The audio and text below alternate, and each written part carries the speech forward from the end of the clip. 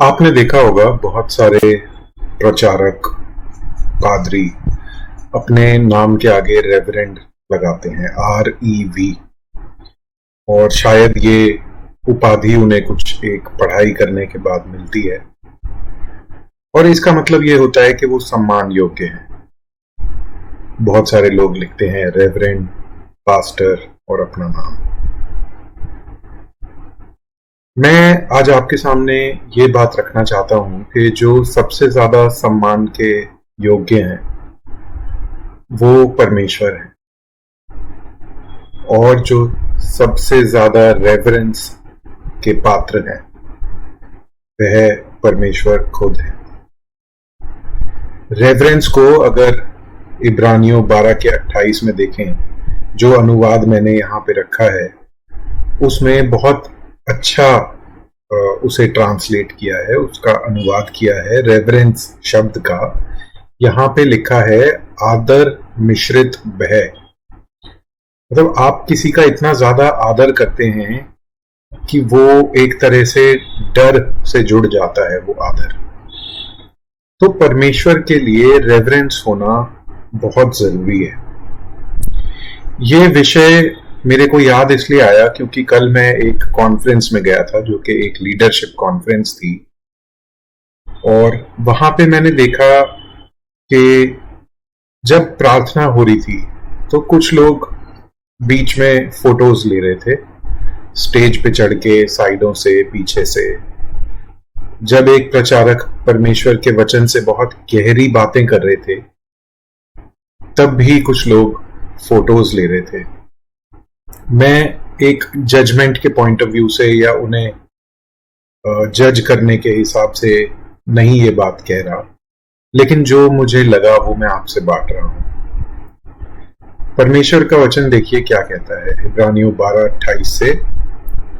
वहां पे लिखा है, अतः क्योंकि जब हमें एक ऐसा राज्य मिल रहा है जिसे झंझोरा नहीं जा सकता, तो आओ हम धन्यवादी बने और आदर मिश्रित भय के साथ परमेश्वर की उपासना करें, क्योंकि हमारा परमेश्वर भस्म कर डालने वाली एक आग है। इंग्लिश में है, for our God is a consuming fire, whereby let us serve God acceptably with reverence and godly fear, because our God is a consuming fire। वो भस्म कर डालने वाली एक आग है। परमेश्वर के बारे में जब हमारे मन में विचार आते हैं तो प्रभु यीशु मसीह को तो हम एक बहुत ही दीन और छोटे सफेद रंग के निष्कलंक मेमने के रूप में देखते हैं, जो कि मैं समझ सकता हूं कि ये इमेज खुद, ये चित्र खुद वचन से ही निकला है। पवित्र आत्मा को हम एक सफेद कबूतर या सफेद डव के रूप में देखते हैं। जब यीशु मसीह ने बपतिस्मा लिया तो उनके ऊपर पवित्र आत्मा एक सफेद डव के रूप में या कबूतर के रूप में उतरा। और पिता परमेश्वर को जब हम सोचते हैं, अपने मन में एक चित्र सोचते हैं कि पिता परमेश्वर कैसे होंगे, तो हम सोचते हैं कि कोई बहुत बुजुर्ग व्यक्ति, दादाजी की उम्र के, उन्होंने सफेद कपड़े पहने हुए हैं, उनके लंबे लंबे सफेद बाल हैं, सफेद दाढ़ी हैं, और वो धीरे धीरे कमर झुका के थोड़ा सा चलते हैं, और हम उन सब के बच्चे हैं। शायद इन इमेजेस की वजह से और इस बात की वजह से कि हमारा जो परमेश्वर से रिश्ता है वो उसके अनुग्रह के ऊपर आधारित है, जो कि अनुग्रह हमें मिला क्योंकि प्रभु यीशु मसीह ने क्रूस पर हमारे पापों के लिए अपनी जान दी। और हम ये जानते हैं यूहन्ना 3:16 में भी और भी बहुत वचनों में कि परमेश्वर हमसे बहुत प्रेम करते हैं। तो कहीं ना कहीं हमारा जो परमेश्वर के प्रति एटीट्यूड है वो कैजुअल हो जाता है, वो फॉर्मल नहीं रहता, जो कि ठीक है, उसमें कोई बुराई नहीं है। जब ऐसे समय होते हैं जब हम अपने परमेश्वर को पिता के रूप में पुकार सकते हैं, कोई बुराई नहीं है। लेकिन ये हमेशा याद रखिए कि रेवरेंस होनी परमेश्वर के वचन के लिए भी बहुत जरूरी है, क्योंकि यूहन्ना 1 क्या बोलता है, कैसे शुरू होता है कि आदि में वचन था और वचन परमेश्वर के साथ था और वचन ही परमेश्वर था। कुछ कलीसियाओं में जब परमेश्वर का वचन पढ़ा जाता है तो वो बोलते हैं कि आइए हम परमेश्वर के वचन का आदर करने के लिए खड़े होके पढ़ें। कुछ कलीसियाओं में जब आराधना होती है तो लोगों को खड़ा करा दिया जाता है, बोला जाता है कि आइए खड़े होकर हम परमेश्वर के आराधना करते हैं। बहुत बार लोगों को खड़ा इसलिए किया कराया जाता है कि कहीं लोग सो ना जाएं। लेकिन क्या ये सही मोटिव है? क्या ये सही वजह होनी चाहिए कि आइए हम खड़े हो जाएं जिससे कि लोग सो ना जाएं? नहीं, ऐसा नहीं होना चाहिए। मसीह लोगों में जब हम कलीसिया में होते हैं, जो भी हम करते हैं, हमें इस बात का ध्यान रखना है कि जो हमारा परमेश्वर है वो बहुत महान परमेश्वर है, वो बहुत पवित्र परमेश्वर है। वो वही परमेश्वर है जो इब्राहिम का, आइजैक का और जेकब का परमेश्वर है, जो मूसा का परमेश्वर था।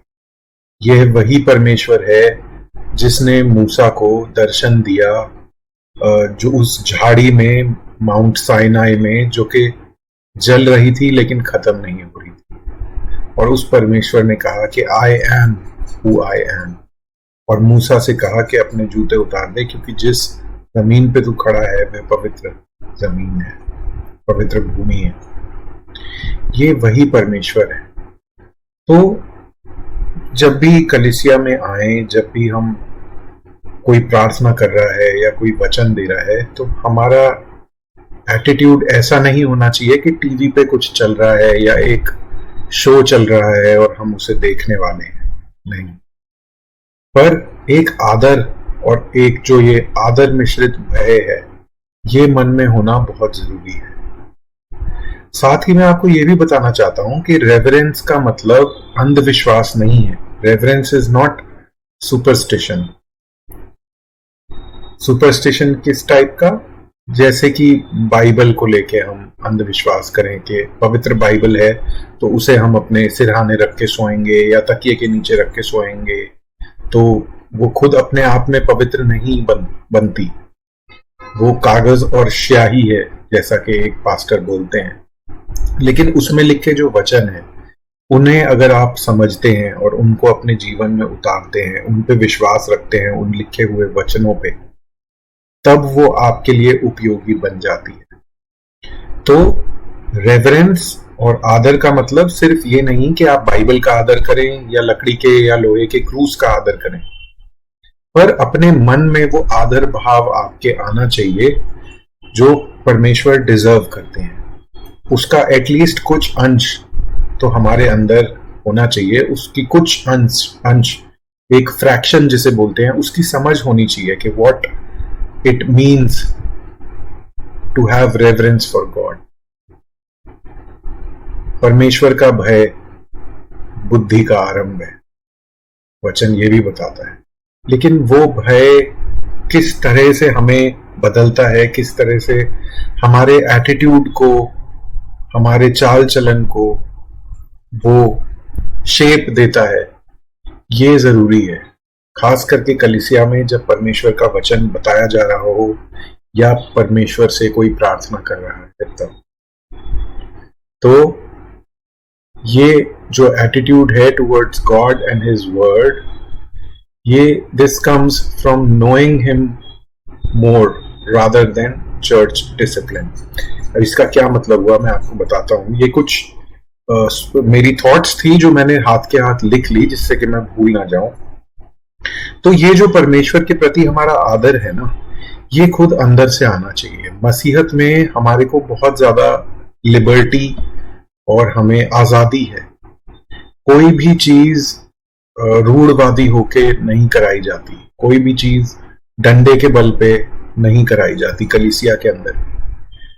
तो यहाँ पे इसका मतलब ये है कि अगर चर्च में डिसिप्लिन प्रैक्टिस हो रहा है, कोई आपको बड़े डांट रहे हैं कि अरे आप फोन क्यों देख रहे हैं जब प्रचार हो रहा है उसके बीच में, या जब प्रार्थना हो रही है तो आप फोटो क्यों खींच रहे हैं, इधर उधर क्यों घूम रहे हैं, बात क्यों कर रहे हैं, ये अगर आपने बंद किया सिर्फ इसलिए कि कोई बोले ना, कोई टोके ना चर्च के अंदर। तो ये चर्च डिसिप्लिन की वजह से आप वो चीज नहीं कर रहे, ना कि रेवरेंस की वजह से जो आपके मन में है परमेश्वर के लिए। मैं ये कह रहा हूं कि ये आदर मिश्रित भय परमेश्वर के लिए आपके अंदर से आना चाहिए, ना कि बाहर से किसी के डर से होना चाहिए। और ये तब आएगा जब आप विश्वास करें कि परमेश्वर सच में है।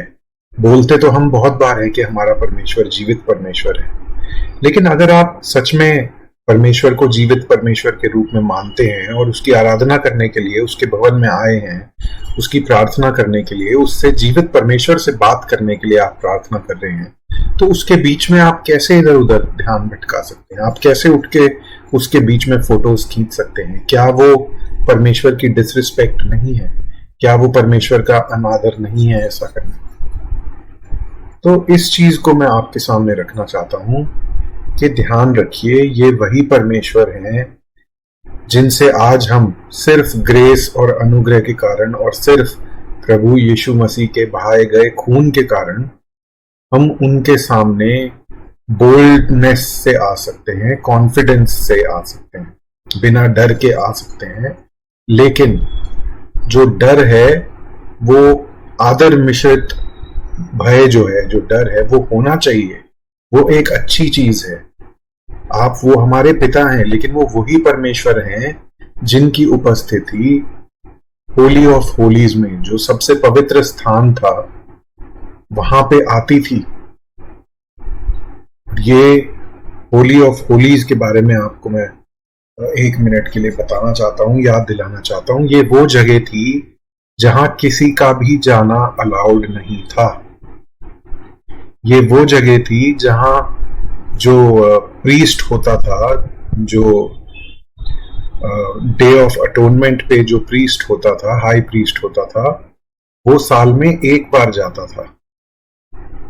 और वो भी लोगों के पहले अपने को शुद्ध करके, साफ सफाई करके, नहा धो के, अपने पापों के लिए माफी मांग के, और फिर लोगों के पापों के लिए माफी मांगने के लिए उसको साल में सिर्फ एक बार जाना अलाउड था होली ऑफ होलीज में, जहां परमेश्वर की शकायना ग्लोरी आती थी और उस को दिखती थी, उसको महसूस होती थी।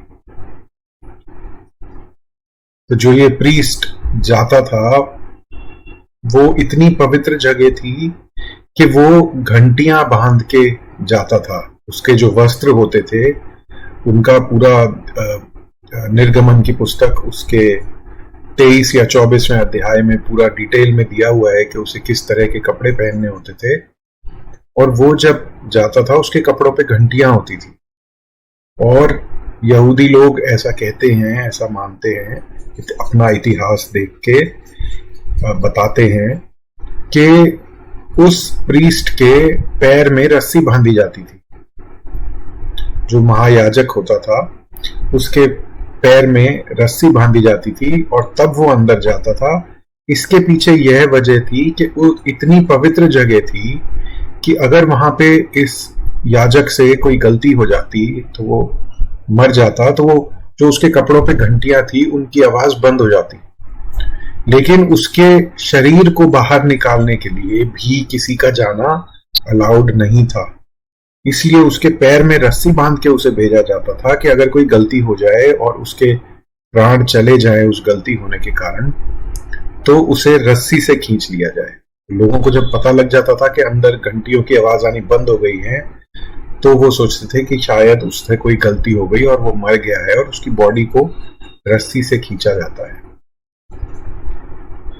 ये इसीलिए था कि वो जगह इतनी ज्यादा पवित्र थी कि वो सब चीजों से अलग थी। पवित्रता का मतलब, जो होलीनेस वर्ड है, उसका मतलब आप इस तरह से समझिए कि वो बाकी सब चीजों से अलग है, उसके अंदर कोई मिलावट नहीं है। इसीलिए होलीनेस का मतलब पवित्रता, प्योरिटी, क्योंकि उसमें कुछ मिलावट नहीं है, लेकिन वो बहुत अलग भी है। उसके जैसी कोई चीज नहीं है पवित्रता जैसी परमेश्वर की। तो इतनी जो गंभीरता थी पुराने नियम में, वही परमेश्वर आज भी है। आज लेकिन जब हम उसकी उपस्थिति में जाते हैं कलीसिया में, ये विश्वास करते हुए कि यीशु मसीह ने जब क्रूस पर अपने प्राण त्यागे, तो वो जो होली ऑफ होलीज का, जो पवित्र से पवित्र जगह का पर्दा था, वो फट गया प्रभु यीशु मसीह के प्राण त्यागने के समय पे। और अब हम विश्वासी होने के नाते उसके सामने बिना किसी पर्दे के हर विश्वासी जा सकता है। तो उस बात को ये मत समझिए कि परमेश्वर की पवित्रता कम हो गई।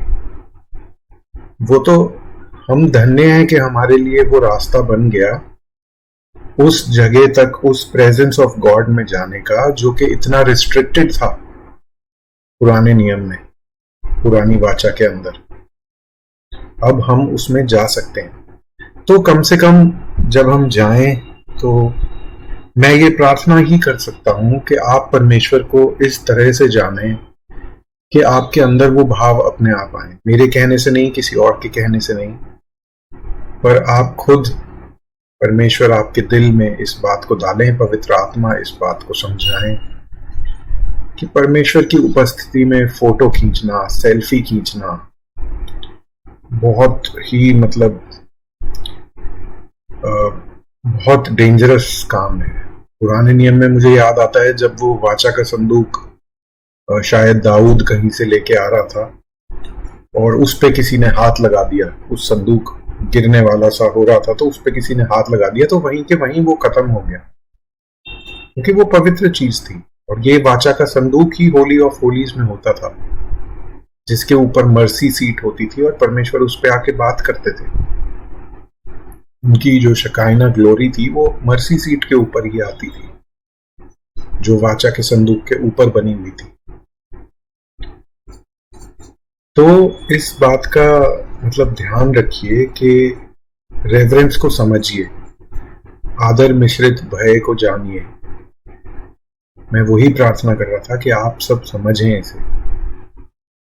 जो जवान लोग हैं आजकल हमारी कलीसियाओं में, वो इस चीज की गंभीरता को समझें, इस प्रिविलेज को पहचानें कि हमारे पास कितनी प्रिविलेज है। क्या फर्क पड़ता है अगर आप नहीं सोशल मीडिया पे डालेंगे तो। वो जिस मीटिंग का मैंने जिक्र किया, उस मीटिंग में भी लोग ऊपर चढ़ के, मीटिंग खत्म होने के बाद पल्पिट पे चढ़ के अपनी फोटोज ले रहे थे, शायद सिर्फ इसलिए दिखाने के लिए लोगों को कि देखिए हम इस मीटिंग में आए थे। तो reverence and godly fear is important. याद रखिए, परमेश्वर भस्म कर डालने वाली एक आग भी है। He is merciful and slow to anger, quick to forgive, but he is also a consuming fire. वो जल्दी माफ करने वाला, कम गुस्सा करने वाला परमेश्वर है, जिसकी करुणा हमारे लिए रोज नई है, लेकिन वो भस्म कर डालने वाली आग भी है। रोमियो उसके 11वें अध्याय की 22वीं आयत इस तरह से कहती है, Behold, देखो, therefore the goodness and the severity of God on them which fell severity, but toward you goodness, if you continue in his goodness. Otherwise you also shall be cut off.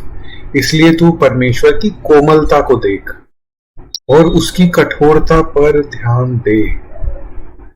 परमेश्वर कोमल है लेकिन वो कठोर भी है।